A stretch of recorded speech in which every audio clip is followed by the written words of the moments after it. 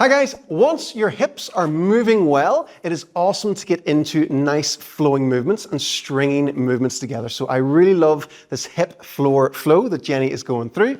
We're going to break it down for you and then go through some of the benefits for it. So there's 4 movements that we're putting together for you. So the 90-90 position, this is when we have the hips externally and internally rotated. If Jenny changes sides, that's how we do it on the other side. So that's position 1.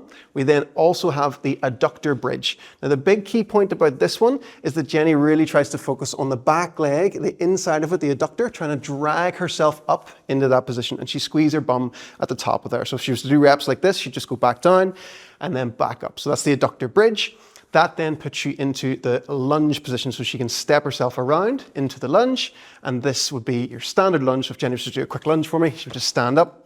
Boom, that's your lunge, and then back down. And then the last one is the squat. So we just go into a nice squat. So if you're comfortable with your squat and you're happy with your squat, this is the stuff you can start to add in. We start to get some movement between the positions, and we start to string everything together. So we have our 90-90, our adductor bridge, step through the lunge, and then into squat, and then we step that back leg back again.